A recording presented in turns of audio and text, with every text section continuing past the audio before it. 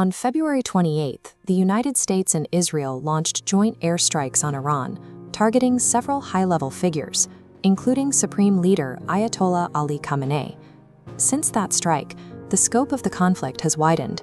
Over 20 countries across Europe, Asia, and the Gulf, including all 6 GCC states, Turkey and Azerbaijan, have now seen their borders or military assets drawn into the fight. Iran's retaliation has involved heavy drone and missile strikes directed at U.S. bases, oil infrastructure in the Gulf, and even a British military installation in Cyprus.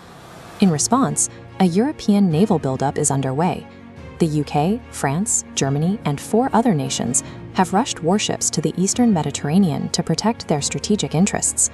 A localized strike on leadership has rapidly evolved into a multinational military mobilization spanning half the globe. This rapid expansion is fueling a sense of public and political panic.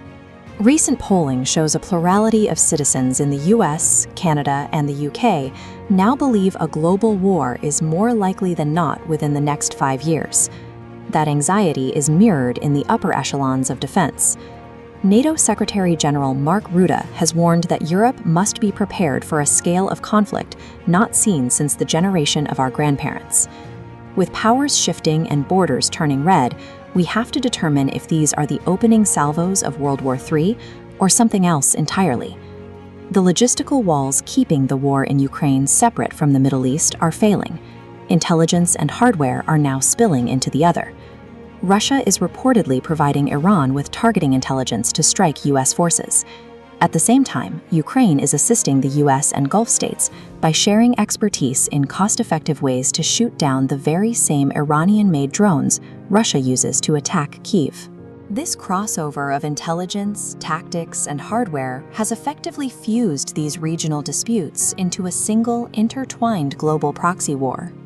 This convergence has accelerated the breakdown of the international rules-based order. Many nations in the Middle East no longer view the United States as a reliable security guarantor and are looking elsewhere for protection. This insecurity is driving a rush toward new reactionary alliances. Saudi Arabia signed a defense pact with Pakistan, while the UAE deepens ties with India and Ethiopia. Israel is pushing its own hexagon of alliances, linking its security to India, Greece, and Cyprus.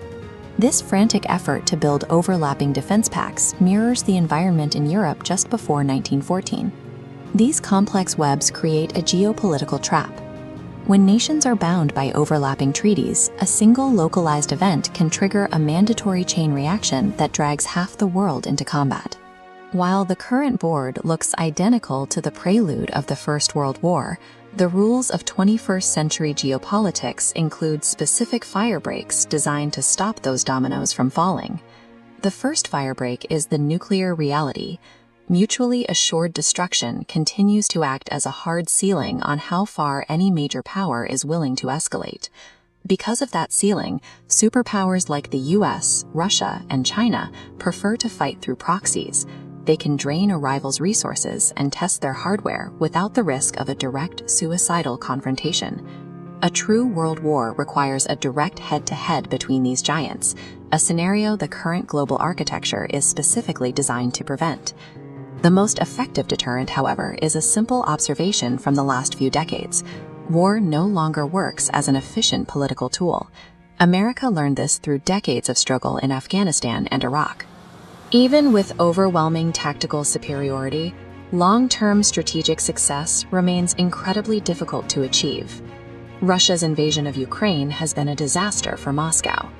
Putin has spent trillions of rubles and thousands of lives to secure minimal territorial progress, failing to reach any of his primary objectives. Even Israel, despite its tactical successes, faces stalled objectives and entrenched resistance in Gaza and Lebanon that its military didn't fully anticipate. The global system is currently settling into an era of high-cost, low-yield proxy conflicts. The very failure and misery of these modern campaigns is what deters leaders from gambling on a total global war.